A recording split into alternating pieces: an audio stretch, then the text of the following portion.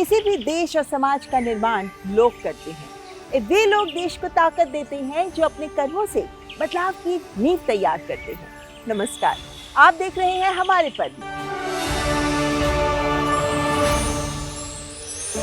आज के कार्यक्रम में करेंगे बात उन विलक्षण व्यक्तित्वों की जिनके कार्यों ने मानवीय मूल्यों को जीवंत रखा। किसी ने दूसरों की पीड़ा को ही अपना दायित्व बना लिया, तो किसी ने नदियों जंगलों के संरक्षण में अपना जीवन खपा दिया, तो किसी ने सांस्कृतिक चेतना की लौ को प्रज्वलित रखा। ये है हमारे पद।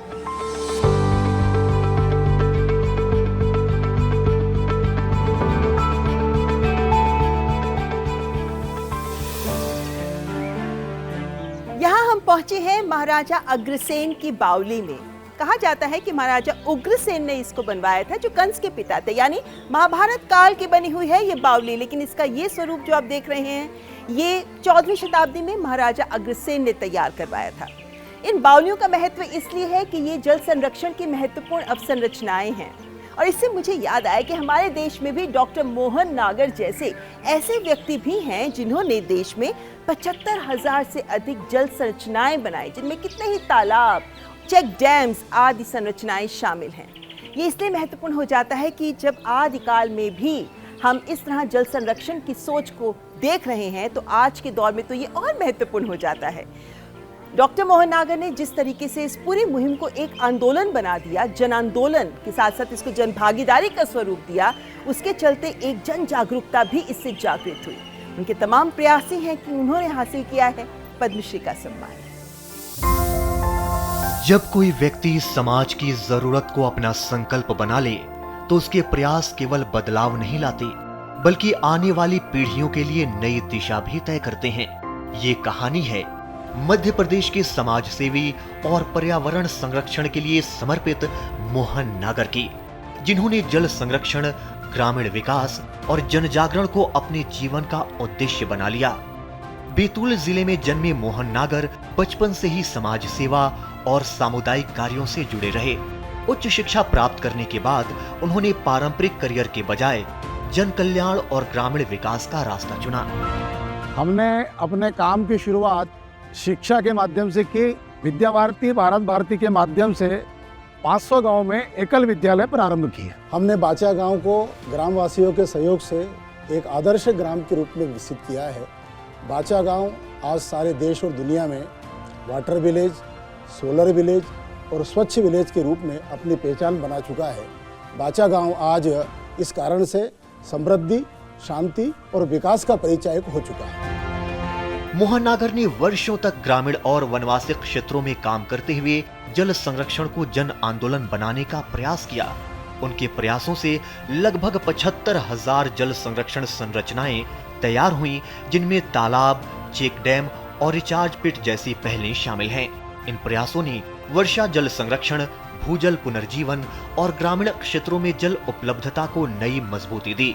इसी कारण लोग उन्हें बैतूल का जल पुरुष भी कहते हैं, जिन्होंने पानी बचाने को केवल अभियान नहीं बल्कि सामाजिक जिम्मेदारी का स्वरूप दिया। श्री मोहन नागर मध्य प्रदेश के प्रतिष्ठित पर्यावरणविद हैं, जिन्होंने जमीन पर काम किया है। खासकर आदिवासियों के इलाके में वृक्षारोपण, जल संरक्षण, तालाबों के पुनर्जीवन के लिए, कुओं के पुनर्जीवन के लिए, छोटी छोटी जो नदियां थीं उनके पुनर्जीवन के लिए बड़े पैमाने पर बृहद वृक्षारोपण किया। जल संरक्षण के साथ साथ मोहन नागर ने पर्यावरण जागरूकता, वृक्षारोपण और ग्रामीण सशक्तिकरण के क्षेत्र में भी लगातार कार्य किया। उन्होंने समाज को ये संदेश दिया कि प्रकृति की रक्षा केवल सरकारी जिम्मेदारी नहीं बल्कि हर नागरिक की भागीदारी से ही संभव है। समाज के लिए किए गए उनके अतुलनीय योगदान के लिए समाज सेवी मोहन नागर को पद्मश्री मिलने की हार्दिक बधाई।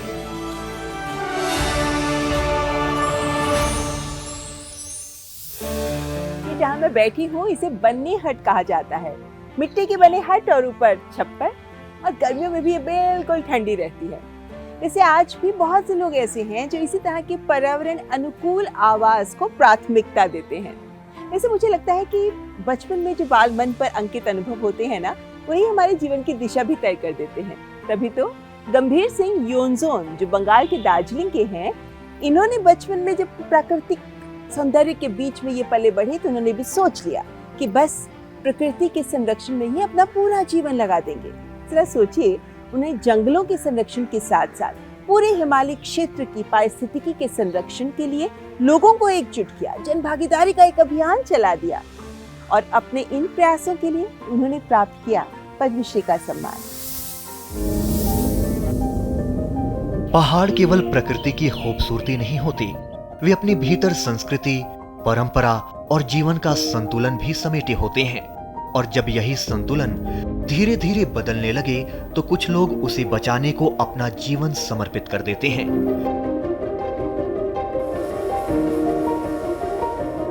ऐसे ही एक व्यक्तित्व हैं पश्चिम बंगाल के दार्जिलिंग पहाड़ियों से जुड़े गंभीर सिंह योंजोन, जिन्होंने हिमालयी पारिस्थितिकी की, लोक ज्ञान और पर्यावरण संरक्षण के लिए दशकों तक निरंतर कार्य किया। प्रकृति के बीच पले बढ़े योंजोन ने बचपन से ही पहाड़ों, जंगलों और पारंपरिक जीवन पद्धतियों को करीब से देखा और यही जुड़ाव आगे चलकर उनके जीवन का उद्देश्य बन गया। ऐसा लगा कि मैं बहुत कुछ कर सकता हूँ पहाड़ के लिए और देश के लिए भी, ऐसा मन में हुआ। जो बड़े बड़े आदमी लोग हैं, साइंटिस्ट है, लिटरेचर है और सोशल वर्क है, उन लोगों का मैं बायोग्राफी भी मैं पढ़ता था। ये सब पढ़ने के बाद हमको ऐसा लगा कि मैं भी एक दिन ऐसा मैंने अच्छा काम कर सकता हूँ। गंभीर सिंह योंजोन ने पर्यावरण संरक्षण को केवल अभियान नहीं बल्कि लोक संस्कृति और पारंपरिक ज्ञान से जोड़कर देखा। उन्होंने हिमालय की स्थानीय प्रजातियों के संरक्षण, जल स्रोतों को बचाने और पारंपरिक खेती पद्धतियों को बढ़ावा देने के लिए लगातार काम किया। सिंगालीला और नेवोरा वैली जैसे महत्वपूर्ण पारिस्थितिकीय क्षेत्रों के संरक्षण में भी उनकी भूमिका अहम मानी जाती है। उन्होंने युवाओं और स्थानीय समुदायों को साथ जोड़कर जंगल संरक्षण और पर्यावरण जागरूकता को जन भागीदारी का स्वरूप दिया। उनका मानना रहा कि प्रकृति को बचाने के लिए लोक संस्कृति और पारंपरिक ज्ञान को समझना भी उतना ही जरूरी है। हम लोग का भविष्य के लिए भी हम लोग का एक आधार है कि किस तरह से जिंदगी जीना चाहिए और आपका कैसे कंडक्ट रहना चाहिए, आपको किस तरह से, और ये हम लोग के लिए एक सिर्फ आधार नहीं, एक हम लोग के लिए एक बेंचमार्क भी है कि हम लोग को कितना काम करना चाहिए, कैसे समाज को मदद करना चाहिए, देश का मदद करना चाहिए, देश को आपको कुछ न कुछ देन देना चाहिए। शिक्षा और पर्यावरण संरक्षण के क्षेत्र में गंभीर सिंह योंजोन का योगदान सिर्फ शोध या जागरूकता तक सीमित नहीं रहा। उन्होंने नई पीढ़ी को अपनी सांस्कृतिक और प्राकृतिक विरासत से जोड़ने का भी प्रयास किया। आज उनका जीवन इस बात का उदाहरण है कि प्रकृति, लोक संस्कृति और पारंपरिक ज्ञान एक दूसरे से अलग नहीं बल्कि समाज की साझा विरासत हैं। साहित्य और शिक्षा के क्षेत्र में उनके इस असाधारण योगदान के लिए गंभीर सिंह योंजोन को पद्मश्री सम्मान की बहुत बहुत बधाई।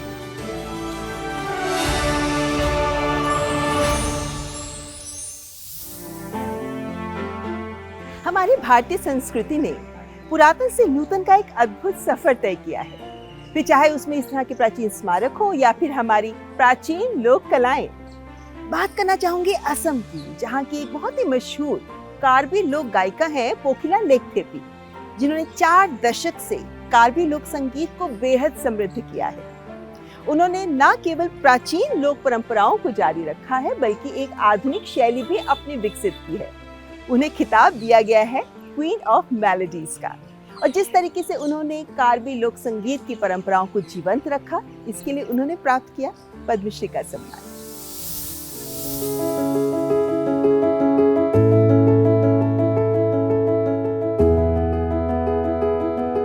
असम, जहां पहाड़, लोक परंपराएं और संगीत जीवन की पहचान माने जाते हैं।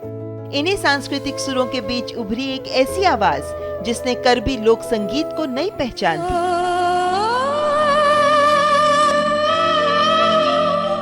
ये कहानी है प्रख्यात लोक गायिका पोखिला लेखथेपी की।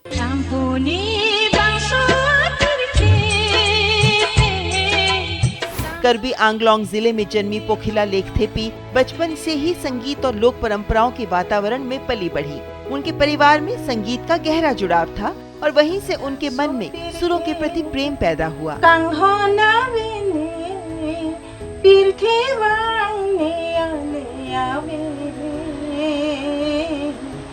स्कूल के दिनों से ही उनकी गायकी लोगों का ध्यान आकर्षित करने लगी और धीरे धीरे संगीत ही उनकी पहचान बन गया।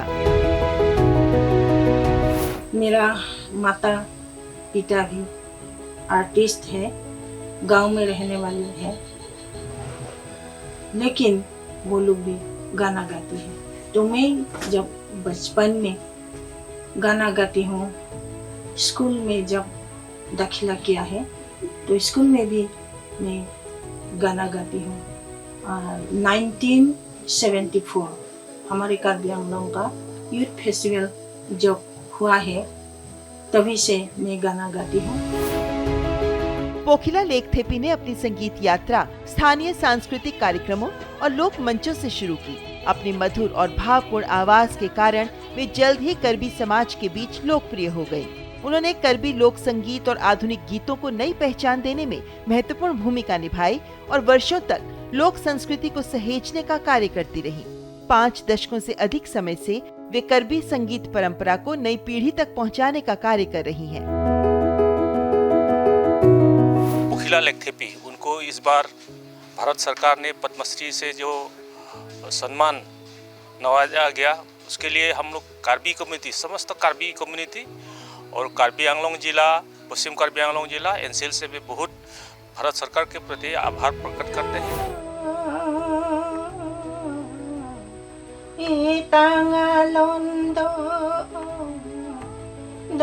पोखिला लेखथेपी ने अपनी कला के माध्यम से कर्बी लोक संस्कृति और परंपराओं को जीवित रखने का प्रयास किया। उनकी गायकी में लोक जीवन की सहजता और सांस्कृतिक संवेदनाएं साफ दिखाई देती हैं। उनके योगदान के लिए उन्हें कई प्रतिष्ठित सम्मानों से सम्मानित किया जा चुका है। आज उनकी आवाज असम की समृद्ध लोक परंपराओं और सांस्कृतिक विरासत की एक महत्वपूर्ण पहचान बन चुकी है। संगीत के क्षेत्र में उनके इस असाधारण योगदान के लिए पोखिला लेखथेपी को पद्मश्री सम्मान की बहुत बहुत बधाई।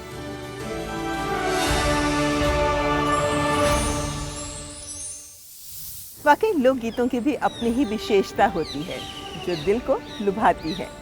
कार्यक्रम में यहाँ रुकेंगे एक ब्रेक के लिए। आप देखते रहें हमारे पर।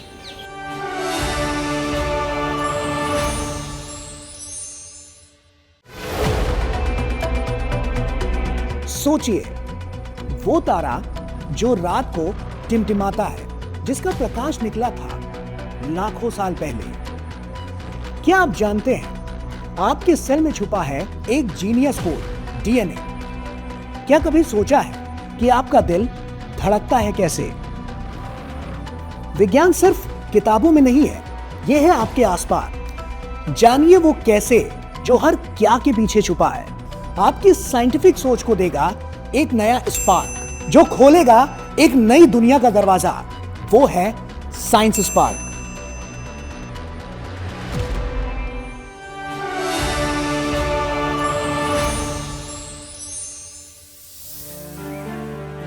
ये इंस्टॉलेशंस भी किसी कलाकार की ही इमेजिनेशन, कल्पना शक्ति से उत्पन्न है, जहां पर वो भी इन वाद्य यंत्रों को बजाते हुए इन कलाकारों को दिखा रहे हैं, क्योंकि हर वाद्य अपनी एक खास एक विशेषता रखता है। और इसी तरीके से चाहे हम सितार की बात करें, वीणा की बात करें या फिर मृदंगम की बात करें, मेरे पीछे मृदंगम ही है जिसे आप देख रहे हैं। और तिरुवारूर के भक्त वत्सलम एक ऐसे मृदंगम वादक हैं जिन्हें पूरी दुनिया जानती है, क्योंकि उन्होंने मृदंगम वाद्य को एक ख्याति दी है। यानी राष्ट्र से लेकर अंतर्राष्ट्रीय स्तर तक वे इसकी ख्याति को ले जा चुके हैं। न केवल भारतीय शास्त्रीय गायकों के साथ, बल्कि अंतर्राष्ट्रीय स्तर पर पाश्चात्य संगीतकारों के साथ भी उन्होंने मृदंगम पर संगत दी है। लेकिन महत्वपूर्ण बात यह कि उन्होंने मृदंगम को मात्र एक संगत का वाद्य ही नहीं रहने दिया, बल्कि इसे एक स्वतंत्र वाद्य के रूप में स्थापित भी किया। इसीलिए उन्हें मृदंगम वाद्य मणि की उपाधि से भी सम्मानित किया गया। और वे सबसे छोटी उम्र के कलाकार हैं जिन्हें ये उपाधि का सम्मान मिला है, और इसीलिए देश भी दे रहा है उन्हें पद्मश्री पुरस्कार का सम्मान।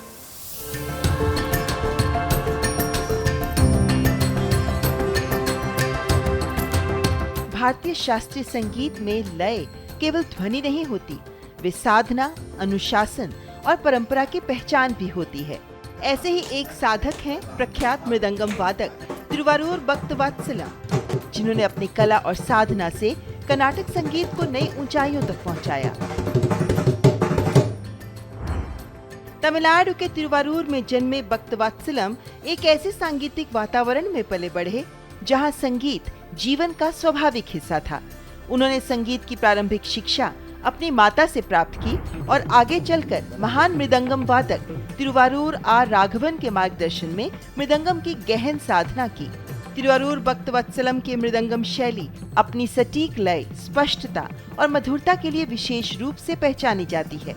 First I used to learn vocal music from my mother. सबसे पहले मैंने अपनी माँ से 10 साल से अधिक समय तक शास्त्रीय गायन सीखा। मैं माँ के साथ गाया करता था। उसके बाद मेरा झुकाव मृदंगम की ओर बढ़ गया और मैंने इसे लगातार जारी रखा। मुझे यह वाद्य बहुत प्रिय है। जब मैं 5 साल का था तभी मैंने गाना शुरू कर दिया था। 9 साल की उम्र में मैं आसपास के गांवों और जगहों पर होने वाले संगीत कार्यक्रमों में जाने लगा और वहाँ हर कार्यक्रम में प्रस्तुति देता था। Near the place in the villages and near Tiruvarur. उन्होंने कर्नाटक संगीत के अनेक दिग्गज कलाकारों के साथ संगत की और अपनी प्रस्तुति से संगीत प्रेमियों के बीच एक विशिष्ट पहचान बनाई। एक कलाकार के रूप में उन्होंने भारत ही नहीं बल्कि दुनिया के कई प्रतिष्ठित मंचों पर भारतीय शास्त्रीय संगीत का प्रतिनिधित्व किया। उनकी प्रस्तुतियों ने मृदंगम को केवल संगत का वाद्य नहीं बल्कि एक स्वतंत्र और प्रभावशाली कला रूप के रूप में स्थापित करने में भी महत्वपूर्ण भूमिका निभाई।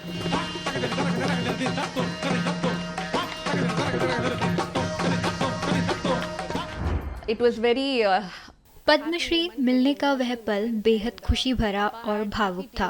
यह हम सभी के लिए बेहद गर्व का क्षण है क्योंकि पद्मश्री देश का चौथा सर्वोच्च नागरिक सम्मान है। proud moment for all of us since it is the 4th highest civilian award.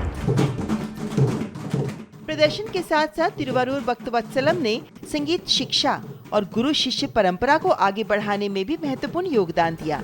संगीत के क्षेत्र में उनके योगदान के लिए उन्हें कई प्रतिष्ठित सम्मानों से सम्मानित किया जा चुका है। आज उनकी संगीत यात्रा इस बात का उदाहरण है कि परंपरा और समर्पण के माध्यम से भारतीय शास्त्रीय संगीत की विरासत को नई पीढ़ियों तक जीवंत रखा जा सकता है। कला के क्षेत्र में उनके इस असाधारण योगदान के लिए तिरुवारूर भक्तवत्सलम को पद्मश्री सम्मान की बहुत बहुत बधाई।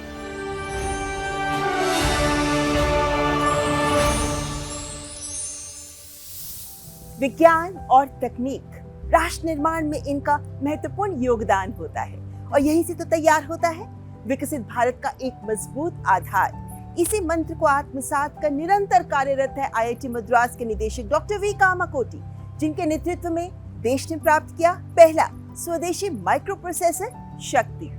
न्यू एज टेक्नोलॉजी जैसे आर्टिफिशियल इंटेलिजेंस को भी राष्ट्र की जरूरतों के अनुसार आगे बढ़ाने में सक्षम नेतृत्व दे रहे हैं डॉक्टर कामाकोटी। साइंस और इंजीनियरिंग के क्षेत्र में उनके अनुपम योगदान को देखते हुए उन्होंने प्राप्त किया है पद्मश्री का सम्मान। तमिलनाडु की धरती से निकले एक ऐसे वैज्ञानिक जिन्होंने तकनीक और शोध को केवल प्रयोगशालाओं तक सीमित नहीं रखा बल्कि उसे राष्ट्र निर्माण का माध्यम बनाया। ये कहानी है आईआईटी मद्रास के निदेशक डॉक्टर वी कामाकोटी की, जिन्होंने कंप्यूटर आर्किटेक्चर, सूचना सुरक्षा और स्वदेशी तकनीक के क्षेत्र में अपने योगदान से भारत को नई पहचान दी। ग्रामीण परिवेश और भारतीय मूल्यों के बीच बीता उनका बचपन उन्हें देश, समाज और आत्मनिर्भर भारत की सोच से गहराई से जोड़ता गया। यही सोच आगे चलकर उनके वैज्ञानिक दृष्टिकोण की सबसे बड़ी ताकत बनी। आईआईटी मद्रास के निदेशक के रूप में प्रोफेसर कामकोटी ने शोध को समाज और देश की जरूरतों से जोड़ने का निरंतर प्रयास किया है। उन्होंने नवाचार, स्टार्टअप्स और युवा प्रतिभाओं को नई दिशा दी है। मेरे लिए प्रोफेसर कामकोटी अनुशासन और उत्कृष्टता का प्रतीक हैं। उनकी यात्रा युवाओं को यह संदेश देती है कि जब ज्ञान, कठिन परिश्रम और राष्ट्रहित की भावना एक साथ जुड़ जाए तो उसका प्रभाव कक्षा और प्रयोगशाला से कहीं आगे तक पहुंच सकता है। आईआईटी मद्रास से ही उच्च शिक्षा प्राप्त करने वाले डॉक्टर कामाकोटी ने computer architecture, micro processor design और साइबर सुरक्षा के क्षेत्र में वर्षों तक महत्वपूर्ण शोध किए। उनके नेतृत्व में भारत का पहला स्वदेशी माइक्रो प्रोसेसर शक्ति विकसित किया गया, जिसने तकनीकी आत्मनिर्भरता की दिशा में देश को नई शक्ति दी। उन्होंने 150 से अधिक शोध पत्र प्रकाशित किए हैं, कई पीएचडी और मास्टर्स छात्रों का मार्गदर्शन किया है और उद्योग तथा सरकारी संस्थानों की लगभग 50 महत्वपूर्ण परियोजनाओं का नेतृत्व भी किया है। पद्मश्री पुरस्कार मेरे लिए केवल एक ही मायने रखता है कि मैं विकसित भारत 2047 के लिए अपना सर्वश्रेष्ठ योगदान दूं। यह सम्मान केवल किसी एक व्यक्ति के प्रयास से संभव नहीं है, बल्कि ये सामूहिक प्रयास का परिणाम है। मैं इस पुरस्कार को उन सभी लोगों को समर्पित करता हूं जिन्होंने मेरे विकास में योगदान दिया और मुझे आशीर्वाद दिया। डॉक्टर कामाकोटी राष्ट्रीय सुरक्षा सलाहकार बोर्ड के सदस्य भी रहे हैं और आर्टिफिशियल इंटेलिजेंस से जुड़ी कई राष्ट्रीय पहलों में महत्वपूर्ण भूमिका निभा चुके हैं। आज भी वे शिक्षा, अनुसंधान और युवा नवाचार को नई दिशा देने में जुटे हैं, ताकि भारत तकनीक और ज्ञान के क्षेत्र में वैश्विक नेतृत्व की ओर और मजबूती से बढ़ सके। विज्ञान और इंजीनियरिंग के क्षेत्र में उनके इस असाधारण योगदान के लिए डॉक्टर वी कामाकोटी को पद्मश्री मिलने पर बहुत बहुत बधाई।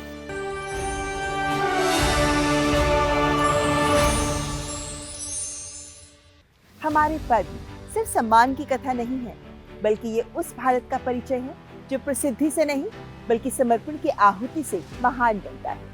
इन अनसुने नायकों को प्रणाम जो औरों के लिए जिए, जिन्होंने हमें ये याद दिलाया कि असली गौरव व्यक्तिगत उपलब्धियों में नहीं बल्कि अन्य के कल्याण में है। आज सीजन 3 को हम यही विराम दे रहे हैं, इस उम्मीद के साथ कि भारत की आत्मा से जुड़े इन अनकहे सुरों की अनुगूंज हमें आगे बढ़ने की राह दिखाएगी। अगले सीजन में फिर होगी आपकी मुलाकात। तब तक हमारी पूरी टीम को दीजिए इजाजत। नमस्कार।